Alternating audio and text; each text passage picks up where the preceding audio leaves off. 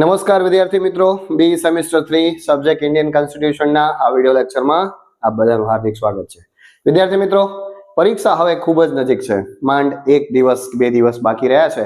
તો વિદ્યાર્થી મિત્રો, જૂના જે બધા વિડિયોઝ ખૂબ જ આઈએમપી છે અને ભૂતકાળની અંદર બધા જ પેપરની અંદર એ પ્રશ્નો પૂછાયેલા છે. વધુ ડિટેલમાં આપણે એની ચર્ચા નથી કરવી, માત્ર એ વિડિયો જોઈ લેજો. બરાબર છે. અને હવે કેટલાક જે નવા ક્વેશ્ચન છે જે પરીક્ષામાં પૂછાયા છે એનું જ ડિસ્કશન કરીએ છીએ. તો ડિસ્કશન છે એ ક્વેશ્ચનનું કે distribution of power between union and the state in India, explain in detail. આ ક્વેશ્ચન એવો છે કે યુનિયન એટલે કે કેન્દ્ર સરકાર અને રાજ્ય સરકાર દ્વારા જે જુદા એમને જુદી સત્તાઓ છે એમની પાસે, બરાબર, કયા ક્ષેત્રની અંદર કામ કરે છે, રાજ્ય સરકારનું શું કાર્ય છે અને કેન્દ્ર સરકારનું શું કાર્ય છે એનું ડિસ્કશન કરવાનું છે. 5 માર્કમાં આ ક્વેશ્ચન તમને પૂછાય છે. શરૂઆત કરીએ ઇન્ટ્રોડક્શન થી. તો India follows a federal system with a strong unitary bias, meaning powers are divided between the union and the states. Bharat છે આપણે જાણીએ છીએ કે ફેડરલ સિસ્ટમ છે, આપણે અહીંયા લોકશાહી છે અને બિન સાંપ્રદાયિકતા છે, બરાબર છે. તો એનો અર્થ એવો થાય છે કે પાવર્સ જે છે, સત્તા જે છે એ ડિવાઈડ કરી દેવામાં આવી છે, વહેંચી દેવામાં આવી છે between union and states. Union એટલે કેન્દ્ર અને અહીંયા સ્ટેટ એટલે રાજ્યની વચ્ચે. Union has more authority in important matters. Union છે, કેન્દ્ર સરકારને કેટલીક મહત્વની બાબતો છે એના માટે એમને વધુ સત્તાઓ આપવામાં આવી છે. This distribution is mainly based on the 7th schedule of the constitution. કોન્સ્ટિટ્યુશનના બંધારણના 7મા અનુચ્છેદ કહીએ અથવા તો સ્કેડ્યુલ કહીએ એના પ્રમાણે આ જે સત્તાઓ છે એને વિભાજિત કરવામાં આવી છે. તો 7th schedule of the constitution it contains 3 list. હવે જે 7th schedule of the constitution છે એની અંદર 3 લિસ્ટ નો સમાવેશ થાય છે, 3 યાદી છે, A, B અને C. લિસ્ટ A ની અંદર યુનિયન લિસ્ટ છે, એમાં 99 સબ્જેક્ટ્સ છે. Central government powers, union list ની અંદર સેન્ટ્રલ ગવર્નમેન્ટ કેન્દ્ર સરકારની પાસે જે સત્તા છે એની વાત છે. State list 61 subjects, state government powers, અહીંયા રાજ્ય સરકાર પાસે જે સત્તા છે એ. ત્રીજો પોઈન્ટ છે C, shared powers, union plus state. યુનિયનની પાસે પણ કેન્દ્ર સરકાર પાસે પણ સત્તા છે અને રાજ્ય સરકાર પાસે પણ છે. તો એવા કયા, તો કે એને શેર્ડ પાવર્સ કહેવાય. હવે સૌથી પહેલા આપણે યુનિયન લિસ્ટ સમજીએ. જે પહેલું છે 99 સબ્જેક્ટ સેન્ટ્રલ પાવર જે છે, તો એમાં કઈ બાબતોનો, કઈ સત્તાઓનો, કયા વિભાગોનો સમાવેશ થાય છે.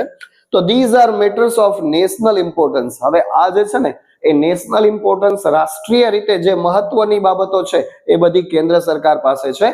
Only the parliament can make laws on these subjects. અને આના ઉપર પાર્લિયામેન્ટ, સંસદ છે એ નિયમો બનાવે છે, કાયદાઓ ઘડે છે.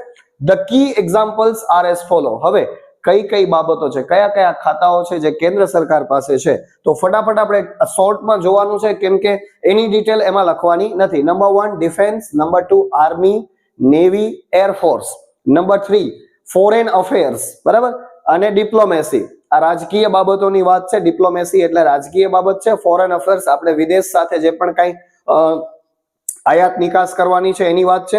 નંબર 4 સિટીઝનશિપ, નાગરિકત્વ. નંબર 5 રેલવેઝ, આપણે જાણીએ છીએ કે રેલવે છે એ કેન્દ્ર સરકારના અંડરમાં આવે. બેન્કિંગ એન્ડ કરન્સી, બેન્કિંગ ક્ષેત્ર અને કરન્સીની વાત છે. ત્યાર પછી છે એટોમિક એનર્જી. નંબર 8 છે ઇન્ટર સ્ટેટ ટ્રેડ, આંતરિક જે વેપાર છે એની વાત છે. Number 9 space activities. Number 10 highways of importance. Total આવી 10 બાબતોનો સમાવેશ થાય છે.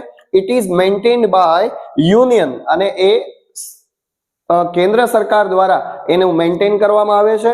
Because to maintain unity, security and uniformity. Unity એકતા કહી શકીએ, સિક્યુરિટી સલામતી કહી શકીએ, એન્ડ યુનિફોર્મિટી નો મતલબ છે કે બધી જગ્યાએ સમાનતા રહે. એના માટે અક્રોસ ધ એન્ટાયર કન્ટ્રી, પૂરા દેશની અંદર સમાનતા રહે, એકતા રહે અને સલામતી રહે, એના માટે થઈ અને આટલી બાબતોનો સમાવેશ છે એ કેન્દ્ર સરકારના અંડરમાં કરવામાં આવ્યો છે. એ યુનિયન લિસ્ટ છે. હવે આપણે સમજીએ છીએ સ્ટેટ લિસ્ટ 61 સબ્જેક્ટ્સ. ચલો હવે બી, સ્ટેટ લિસ્ટ 61 સબ્જેક્ટ્સ. પહેલા આપણે યુનિયન લિસ્ટ જોયું, હવે સ્ટેટ લિસ્ટ જોઈએ. These are matters of local importance. હવે અહીંયા માત્ર રાજ્ય સરકારને નક્કી કરવાનું છે, એના માટેનું મહત્વ છે. Only State legislature can make laws on these subjects. આ વિષયો ઉપર માત્ર રાજ્ય સરકાર જ કાયદાઓ ઘડે છે.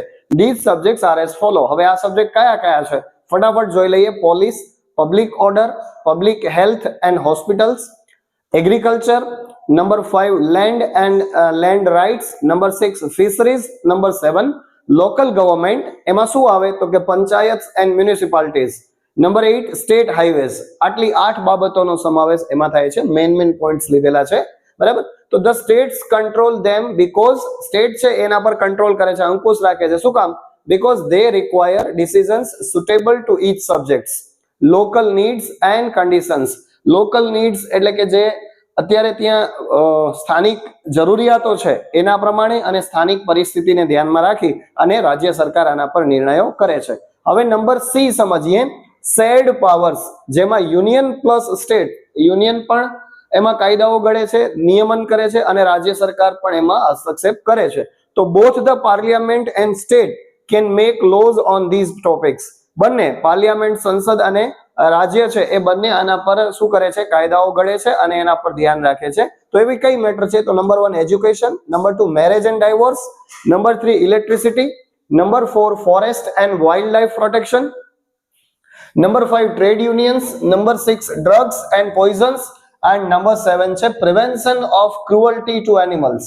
આ બધી બાબતો છે. સિમ્પલ બધાના મીનિંગ છે એટલે એક્સપ્લેન કરતો નથી, ગુજરાતી નથી કરતો. હવે રિમેનિંગ પાવર્સ છે, બાકીની જે સત્તાઓ છે, તો any subject not mentioned in any of 3 list comes under union control.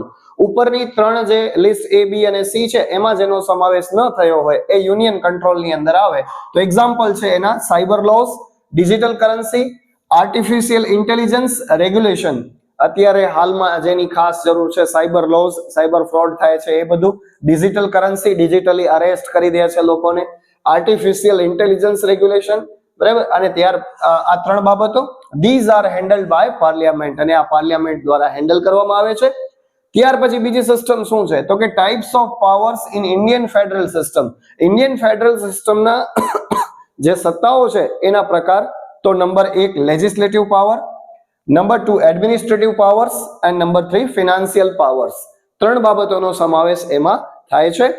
હવે આપણે સમજીએ કે ઇમરજન્સી એન્ડ સેન્ટ્રલ પાવર્સ એ શું છે. એ પણ એની અંદર જ ઇન્ક્લુડ થાય છે. ઇટ ઇન્ક્લુડ્સ નેશનલ ઇમરજન્સી, રાષ્ટ્રીય કટોકટી જેને કહીએ છીએ, પ્રેસિડેન્ટ્સ રૂલ જ્યારે રાષ્ટ્રપતિ શાસન લાગે છે આર્ટિકલ 356 પ્રમાણે, અને થર્ડ વન ફિનાન્શિયલ ઇમરજન્સી. આ 3 બાબતોનો સમાવેશ થાય છે. India has a strong centre. Bharat છે એની પાસે સ્ટ્રોંગ સેન્ટર, એવી સરકાર છે, કેન્દ્ર છે. શું કામ? To maintain unity in diverse country. ભાઈ India is a multilingual country છે. There is a diversity, there is a unity in diversity. આપણી પાસે વિવિધતામાં એકતા છે. તો આ બધાને મેન્ટેન કરવા માટે આની જરૂર પડે છે. Two ensure national security and two avoid conflicts between states. Ensure national security, રાષ્ટ્રીય સલામતી અને જે કોન્ફ્લિક્ટ છે, ઘર્ષણ છે રાજ્યો વચ્ચેના, એને દૂર કરવા માટે એની જરૂર પડે છે. The Constitution of India creates a balanced federal structure. Balanced federal structure create કરે છે, કોઈ બાજુ imbalance થતી નથી, બરાબર છે. અને these ensures cooperation, coordination and stability in governance. Governance એટલે સરકાર ચલાવવા માટે શેની જરૂર પડે છે? કોઓપરેશન, સાથ સહકાર, કોઓર્ડિનેશન, સાથે મળીને કાર્ય કરવાનું છે, એન્ડ સ્ટેબિલિટી, એક સ્થિરતા રહે એના માટે, સરકારને ચલાવવા માટે. તો વિદ્યાર્થી મિત્રો આ ક્વેશ્ચન હતો કે what are the powers between union and the state in India. Distribution જે છે પાવર્સ, સત્તાનું ડિસ્ટ્રીબ્યુશન છે કેન્દ્ર સરકાર અને રાજ્ય સરકાર વચ્ચેનો, એ ડિસ્કશન કર્યું. વિદ્યાર્થી મિત્રો આમાં પણ હજી તમે થોડું શોર્ટ કરી શકો કેમ કે 5 માર્કનો ક્વેશ્ચન છે. બની શકે એટલું શોર્ટ કરી અને સમજાવ્યું છે. આશા છે કે આ આન્સર તમને સરસ સમજાયો હશે. બીજા કોઈ એવા ટોપિક હોય જે તમને લાગતા હોય તો એ પણ તમે મને વોટ્સએપ કરી શકશો. ડિસ્ક્રિપ્શનની અંદર નંબર આપેલો છે. ફરી મળીએ છીએ નવા વિડીયોમાં. ધન્યવાદ.